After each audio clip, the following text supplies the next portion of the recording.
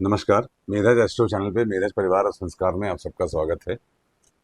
पंचांग की श्रृंखला में हम लोग आगे बढ़ते चले जा रहे हैं, मगर व्यूज़ बहुत कम आ रहे हैं। लोग देखते तो हैं और सारे वीडियोस को, मगर पंचांग का जो पर्पस है मेधज एस्ट्रो पे, वो है आपकी आदत में डालना। योगानंद परमहंस जी ने कहा था, it is not your brainy idea that drives your life, it is your daily routine that drives your life.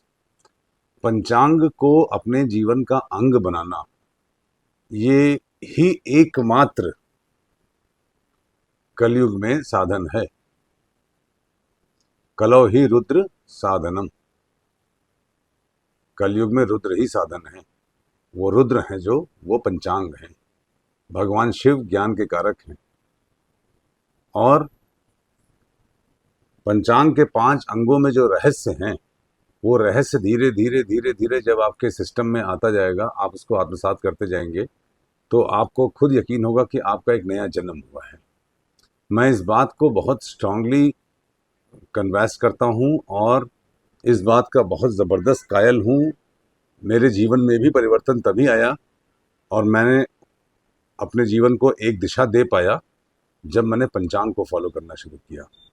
इसके बाद इसके अलावा कोई साइंटिस्ट, कोई गुरु, कोई मार्गदर्शक, वो आपको कोई भी गुरु होगा, कोई भी मार्गदर्शक होगा, मैं किसी को क्रिटिसाइज नहीं कर रहा, मगर वो हिंदी मूवी की तरह होगा। जब आप देख रहे हैं वीर रस की मूवी तो बड़ी वीरता में आ गए, भारतीय सेनानी बन गए तो देशभक्त बन गए। जब कोई वियोग की बात हो रही है तो रोने लगे, आंसू निकल आया, मगर वो सब टेम्परेरी है, 3 घंटे का। जब वहां से आप निकलते हैं तो भूल जाते हैं। मगर पंचांग वो चीज है जो जब आप समझेंगे, ज्योतिषियों को कुंडली दिखाने से कहीं ज्यादा श्रेयस्कर है अपनी कुंडली को खुद जानना, और कुंडली को तो बाद में जानिए, पहले पंचांग देखिए। पहले पंचांग आया जनता के लिए, आम जनमानस के लिए, बुद्धिजीवियों के लिए जीवन जीने के सहारा के रूप में पंचांग आया। उसके बाद प्रश्न कुंडली आई, फिर इजी एक्सप्लेन करने के लिए जन्म पत्री आई, कुंडली, जिसको D1 चार्ट कहते हैं, राशि चक्र और उसके नवमांश एक्सेट्रा। मगर आपको फेयरली गुड आइडिया लग जाता है जीवन जीने के लिए। पंचांग एक आपको दिशा दिखाने में पूर्णतया सक्षम है। ज्योतिषम प्रत्यक्षम शास्त्रम सूर्य चंद्र साक्षिणों। सूर्य और चंद्र साक्षी हैं। सूर्य और चंद्र के बीच का जो रिलेटिव मोशन है, मैं जब चांद देखता हूं तो मैं सोचता हूं, जैसे पूर्णिमा की रात ऐसा लगता है कि आसमान में बल्ब लग गया। चतुर्दशी की रात, जब शुक्ल पक्ष की चतुर्दशी की रात, पूर्णिमा की रात आप देखिए, ऐसा लगता है कि आसमान में बल्ब लग गया है, इतनी रोशनी है।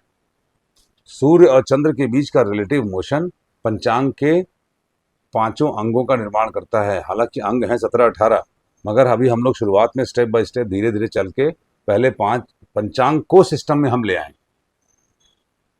तो चलिए आज शुरू करते हैं। दिन बुधवार 16 जुलाई 2025। अगले 1 महीने के लिए ये दिन बड़ा इंपॉर्टेंट है। तिथि शश्री मापनोति, तिथि है षष्ठी तिथि, रात तक 9 बजे तक, तत्पश्चात सप्तमी।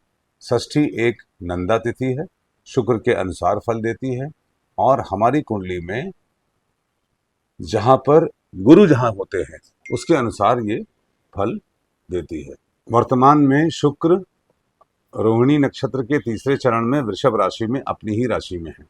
तो ये दिन आनंद का दिन है। नंदा भी शुक्र और गुरु के अनुसार फल देती है। गुरु मिथुन राशि में है। तो शुक्र और गुरु दोनों परस्पर विपरीत स्वभाव के प्लैनेट्स हैं, ऑपोजिट। एक देव गुरु हैं, एक राक्षसों के गुरु हैं, मगर हैं दोनों ही मनुष्य, ह्यूमंस। और ह्यूमन एक्टिविटीज को इंडिकेट करते हैं। दोनों ही ब्राह्मण प्लैनेट्स हैं, मतलब ज्ञान मार्ग को दर्शाते हैं। तो ज्ञान प्राप्त करने के लिए आज अगर यदि श्री प्राप्त करनी है तो ज्ञान मार्ग को चुनिए। नक्षत्रात् हरते पापम, नक्षत्र है उत्तरा भाद्रपद, जो कि पंचक नक्षत्र है, जिसमें शनि देव गोचर कर रहे हैं। तिथि के साथ मैंने ये बताया था, पहले मैंने आप लोगों से ये कहा था कि हर तिथि पे कौन सी राशि दग्ध होती है ये भी बताऊंगा। तो षष्ठी तिथि पे मेष और सिंह राशि जली हुई राशि, दग्ध राशि मानी जाती है, बर्न्ट राशि। मेष में कोई वक्री ग्रह नहीं है, सिंह में वक्री केतु हैं। इसका मतलब यह है कि सरकारी संबंधित कार्य आपकी महत्वाकांक्षा रिलेटेड कार्य और आपके सेंसिटिविटी रिलेटेड कार्यों में विपरीत राजयोग का दिन हो सकता है यदि आप केतु को फॉलो करें। केतु को फॉलो करने का मतलब है छोटी छोटी बातों पे क्लेश, कलह, प्रपंच ना करें। छोटी छोटी बातों में उलझ जाएंगे तो आपकी सारी इच्छाओं का अंत हो जाएगा, सब प्रॉब्लम में आ जाएंगी। और छोटी छोटी बातों में यदि अगर आप नहीं पड़ेंगे तो आपको ये बहुत अच्छे फल देगी। नक्षत्र है उत्तरा भाद्रपद। जब उत्तरा भाद्रपद नक्षत्र लगता है तो आर्द्रा, हस्त और पूर्वाषाढ़ा भी एक्टिवेट हो जाता है। तो आप देखिए कि आपकी कुंडली में आर्द्रा में कोई प्लैनेट है क्या, हस्त में कोई प्लैनेट है क्या। अगर आप देखिए तो पूर्वाषाढ़ा में कोई प्लैनेट है क्या। तो गोचर में तो आर्द्रा में गुरु ही हैं चल रहे, हस्त में कोई प्लैनेट नहीं है। तो गुरु और शनि दोनों ही एक साथ एक्टिवेटेड हैं आज। नक्षत्रात् हरते पापम, हमारे पाप को समझने के लिए गुरु और शनि के एक्टिवेट होने का तात्पर्य क्या है, दोनों की कॉमन दृष्टि धनु राशि पे है। इसमें शनि देव वक्री हैं, वक्री प्लैनेट सर्वथा बली भवेत। गुरु और शनि का दिन है, नक्षत्र के अनुसार गुरु की राशि में शनि देव वक्री हैं। That means Saturn is going to dominate. Where dominate? जहां पे दोनों की कॉमन दृष्टि है वो है धनु राशि। धनु राशि क्या है? Half human half animal. सत्ता से गिरने की राशि है, सत्ता पे चढ़ने की राशि है। ये सत्ता परिवर्तन का समय है basically, wherever it is applicable as पर अक्षांश देशांतर, क्योंकि ये तो मुंडेनी बात हो रही है। वारात आयुष्यवर्धनम, वार है शुक्रवार, शुक्र रोहिणी में है।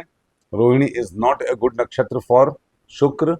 भावनात्मक विस्फोट, भावनात्मक उत्तेजना, अति महत्वाकांक्षा और भावनाओं का यूनिपोलर होना, सिंगल फोकस में इमोशनल हो जाना और इमोशनल होकर अपने आप को मूर्खता के हवाले कर देना, ये शुक्र का रोहिणी में फल कहूंगा मैं। शुक्र, वार के स्वामी शुक्र रोहिणी में है, इसका मतलब आपके अति उत्तेजना या अति भावना ये आपके लिए कष्ट का विषय बन सकती है। योगात रोग निवारणम, योग है शोभन योग। शोभन योग बहुत अच्छा योग है, मृगशिरा नक्षत्र में लगता है। सर्च ऑफ लाइट, हिरन, कस्तूरी कुंडली बसे, मृग ढूंढे वनमाही। आप अपने आसपास ही देखेंगे तो आपको आकाशीय कृपा प्राप्त करने के अनेकानेक संसाधन मिलेंगे। इधर उधर भागने की जरूरत नहीं है। और कर्णात् कार्य सिद्धिश्च, कर्ण है गर्करण। गर्करण सुबह 9 बजे तक है, उसके बाद वनिष्करण है। वनिष्करण होता है शुक्र, गर्करण है गुरु। तो इसमें भी शुक्र डोमिनेट कर रहे हैं। अब आज के दिन की सबसे बड़ी बात, आज सूर्यदेव मिथुन राशि से कर्क राशि में प्रवेश कर रहे हैं। मिथुन राशि से कर्क राशि में प्रवेश करने का तात्पर्य है कि द्विस्वभाव राशि से जल तत्व राशि में, चर राशि में जा रहे हैं। जो हम लोग के सोच में, फोकस में कंफ्यूजन्स थे, हमारे क्रिएटिव सबकॉन्शियस में जो भी कुछ हमने सोचा, पराक्रम, कम्युनिकेशन, इन सब से रिलेटेड, उन सब के आपके सुखों में कन्वर्जन और भावनात्मक रूप से उनकी अभिव्यक्ति करने का समय आ चुका है। जब सूर्यदेव संक्रांति करते हैं वो अति महत्वपूर्ण दिन होता है, क्योंकि उसकी वार का स्वामी, जैसे कल बुधवार है और बुधवार का के स्वामी है बुध। ये बुध कंट्रोलिंग प्लैनेट हो जाएगा पूरे महीने के लिए। किन चीजों के लिए? हमारे रिसोर्सेज के लिए। तो इस महीने हमारे रिसोर्सेज क्या होंगे? बुध होंगे। बुध मतलब आपके यार दोस्त, हंसी मजाक करने वाले लोग, आपके वर्क प्लेस पे आपके साथी, आपके मित्र, बहनें, cousins, cousin sisters, cousin brothers, पड़ोसी, ये सारे लोग बुध के उसमें आते हैं। बुध वक्री होने वाले हैं। सूर्य बुध की युति होगी जिसमें बुध वक्री हो जाएंगे। वक्री बुध कर्क राशि में फाइनेंसेस के लिए टफ समय हो सकता है। आपके इन्वेस्टमेंट्स सोच समझ के बहुत ज्यादा कैलकुलेट करके करिए, otherwise financially it will not be called as a good time for financial experiments. I will call it experiments. देखिए, एक चीज और है जो बहुत इंपॉर्टेंट है। ये बुध सूर्य जब शिफ्ट कर रहे हैं तो 3:00 पे है या 4:00 मैंने देखा था पंचांग में, तो उस समय गुरु की हो रहा है। जिस वार को शिफ्ट करते हैं वो रिसोर्सेज बताता है, और उन रिसोर्सेज का जो कंक्लूजन है वो गुरु हैं कंट्रोल करेंगे, जो होरा लॉर्ड है। होरा is basically your destiny which you cannot avoid. और गुरु देखिए मिथुन राशि में है, which is not a friendly राशि फॉर गुरु। गुरु मिथुन राशि में सदमा जरूर देते हैं, हादसा। क्यों?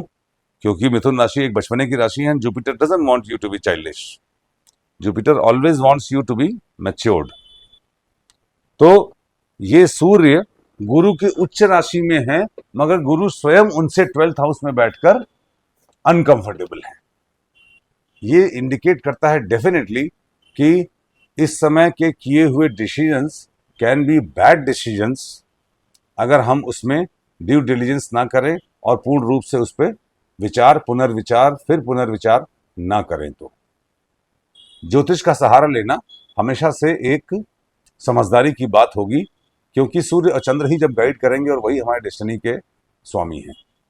घर से बाहर निकलते समय चूंकि बुधवार है तो धनिया खा के निकले, आपका दिन शुभ होगा।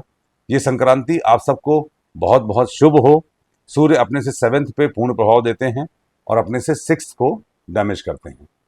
6th from sun is very important, क्योंकि 6th from sun is your बीमारी। और कर्क से 6ठी राशि है धनु। धनु इज सत्ता, धनु इज पावर, धनु इज लॉ, धनु इज जुडिशरी, धनु is fall from power, and sun in Kark will definitely damage Dhanu. Dhanu is as it is Badhak Rashi for Saturn in Uttara Bhadpad. Dhanu is as it is not happy with by virtue of Dhanu being मूल त्रिकोण of Guru और वो उससे सप्तम में ही है।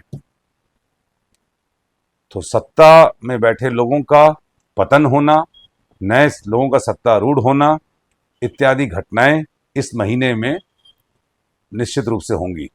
ये कहाँ होंगी ये जानने के लिए उस जगह का चार्ट होना जरूरी है, मगर ये निश्चित रूप से है कि अविवेकपूर्ण फैसले की करने के फलस्वरूप सत्ता परिवर्तन होगा और कॉम्प्लिकेशन आगे बढ़ेगा। बारिश बहुत तेज हो सकती है। जलतत्व राशि में सूर्य आ गए तो इसका मतलब सूर्य जिस राशि में होते हैं वहां फोकस हो जाता है। इसका मतलब इमोशंस, आंसू, सेल्फिशनेस, अपना अटेंशन, इमोशनल आउटबर्स्ट, ये सब फोकस होगा। ये सारा कुछ सुनने के बाद आप कॉन्सेंट्रेट कीजिए। मैं आपसे विनती करूंगा, हाथ जोड़कर प्रार्थना करूंगा, किसी और वजह से नहीं, अपने जीवन को सुधारने के लिए कृपया पंचांग के वीडियोस को जरूर देखिए और इसको आदत में डाल लीजिए। मैं आपसे वादा करता हूं कि मैं इसको रेगुलर बनाऊंगा, जैसा मैंने शुरू में कहा था, और जब से शुरू किया है तब से रोज एक पंचांग का वीडियो आता है। मुझे भी समय इसमें इन्वेस्ट होता है, मुझे इसका कोई फाइनेंशियल या प्रत्यक्ष लाभ नहीं है।